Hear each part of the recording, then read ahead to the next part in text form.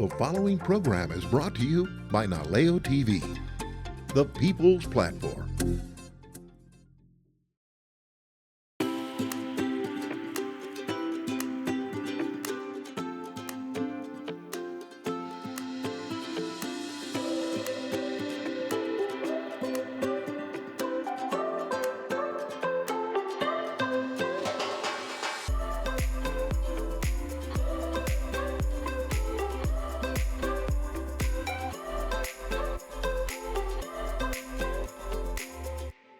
Hi, my name is Jane Hoff.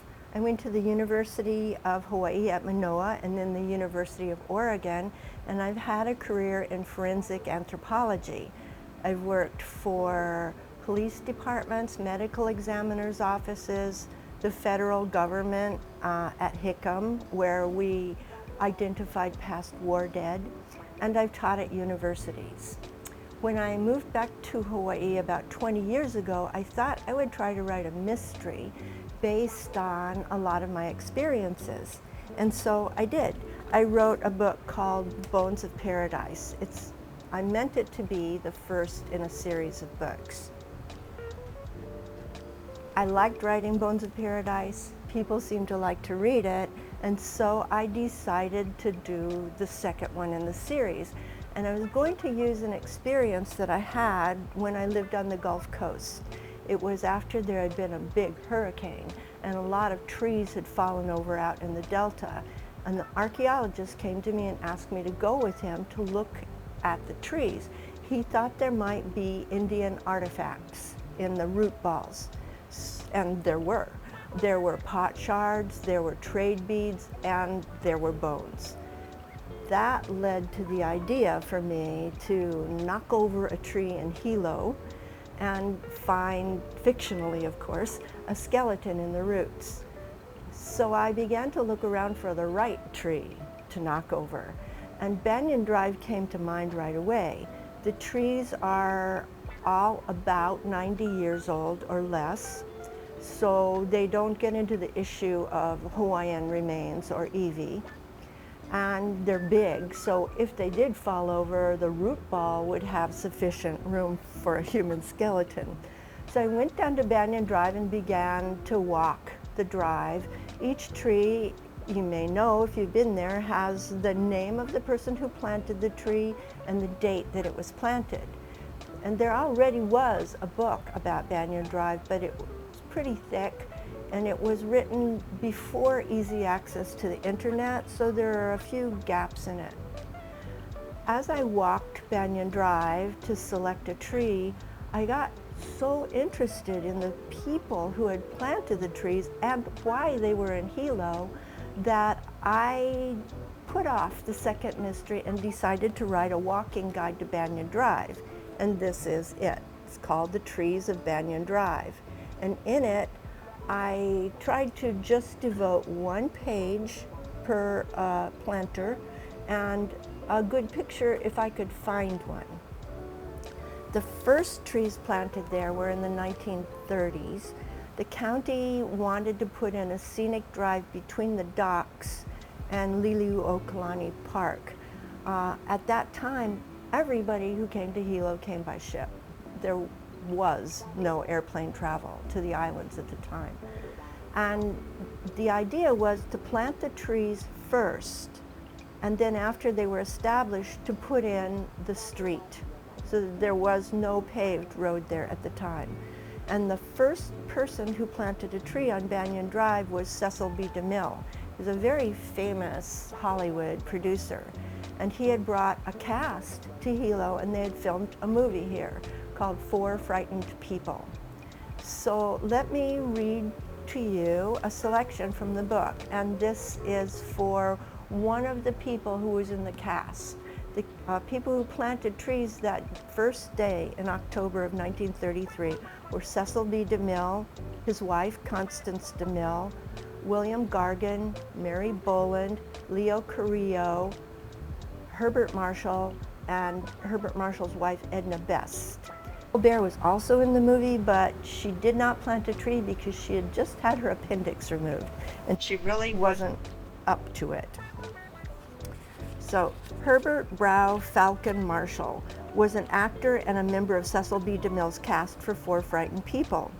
Marshall was born and educated in England and was often cast as a suave and cultured leading man in romantic movies. He's perhaps best known for roles in The Little Foxes, Trouble in Paradise, and The Razor's Edge. During World War I, Marshall served on the Western Front, where he was shot in the knee and as a result lost his leg. He used a wooden prosthetic thereafter and was an active supporter of the disabled throughout his life. In his personal life, Marshall was known as a witty and attractive man, a fact that may have had something to do with his 5 marriages. Marshall was joined in Hilo by his 3rd wife, Edna Best Marshall, and their infant daughter. However, very shortly after moving to California, he met and began an affair with Gloria Swanson. The Swanson affair did not last, but Marshall divorced Best in order to marry the sister of Rosalind Russell. I thought about knocking over his tree fictionally, but it is today in an island, a traffic island in the middle of the street. And not all the banyan trees are the same species. Some grow much bigger, and you can tell the difference because the leaves are different. So although I didn't think anyone would mind if I fictionally knocked over his tree, it wasn't the right tree because even if it did fall out of the traffic island, I didn't think the root ball would be spectacular enough. So I switched to another person down there who had planted a tree that was very big. It's one of the species that grows huge. And this particular person was possibly the most important person who planted a tree on Banyan Drive. Remember, the 1930s, the country was in the depths of the Depression. The stock market had crashed, banks had failed, there was no Social Security at that time or Medicare. Farms were failing because the Dust Bowl had also occurred, and people were moving, they were out of work, and then on top of all of that, Congress had passed an amendment to the Constitution outlawing all alcohol.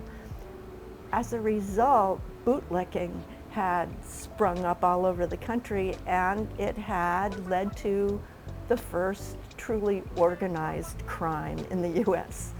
Into that, in 1933, Franklin Roosevelt began his first term as president to try to fix it. Franklin Roosevelt planted this tree on the 25th of July, 1934. He's often referred to as FDR and was President of the United States from 1933, when the first trees were planted, to 1945, and was the only president to serve more than 2 terms.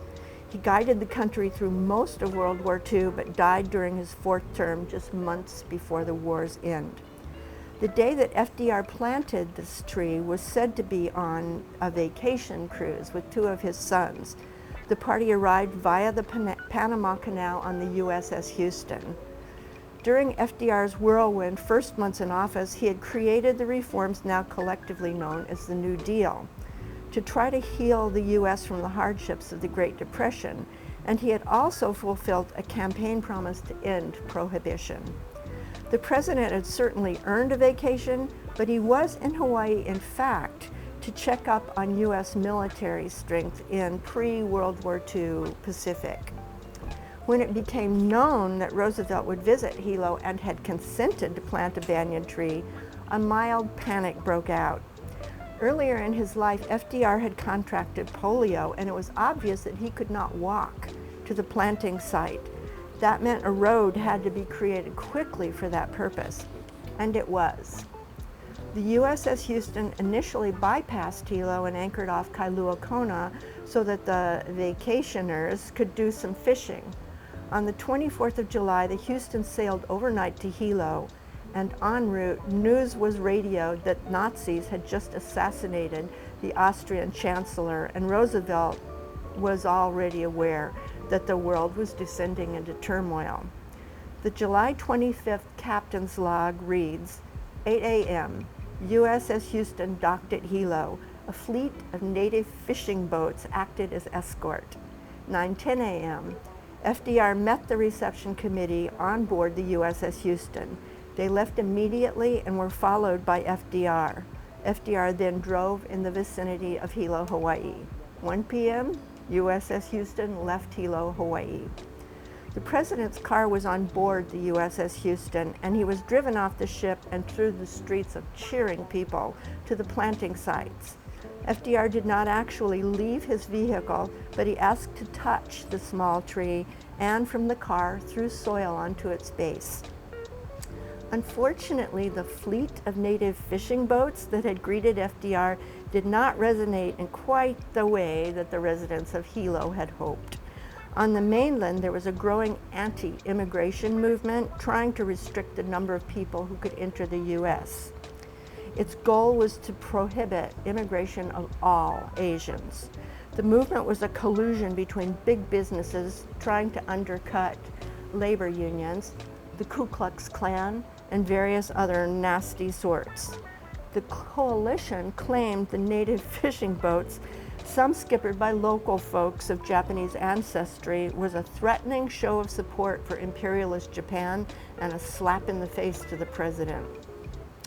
FDR reboarded the USS Houston and continued on to Honolulu, where he met with Territorial Governor Poindexter and dined at Schofield Barracks. FDR's tree would have been a good one to knock over. It was big, it had a big root ball, but I thought that he was perhaps too famous, that his presence might interfere with the plot of the story, and so I chose another one. It was planted by Samuel Spencer, who was at the time the mayor of this island. He was present when the trees were planted, and in fact, he planted 2 trees on Banyan Drive himself, which meant that if I knocked over one of them, it shouldn't really bother anybody. One of his trees was planted next to Herbert Marshall, who I already read about, but his other tree was planted right next to FDR. There's plenty of room for it to fall over, and I liked the local connection. Samuel Spencer planted one of his trees on the 18th of July, 1934. Samuel Mahuka Spencer was born on Hawaii Island to an English father and a Hawaiian mother. He was educated on Oahu and was a member of one of the first graduating classes of the Kamehameha School.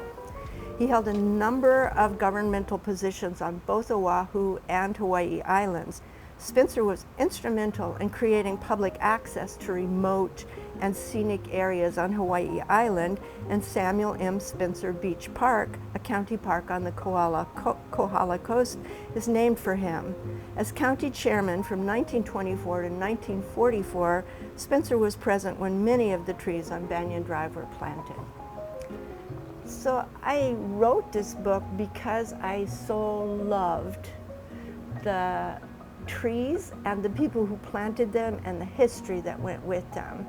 You might be interested in getting a copy of it and following along. There are 50 trees, there's a map to guide you, and you can get a sense of the history of Hilo. Mahalo for listening. I really appreciate the opportunity to tell you about this book, and thank you for watching Island Storybook. Special mahalo to Basically Books for supporting literacy here on Hawaii Island. Naleo TV wants to encourage reading and writing in an ever-changing digital world.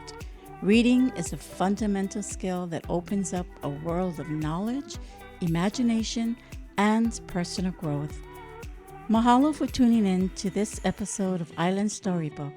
Check out our website, naleo.tv, for more videos on demand, and get ready for the next story we find.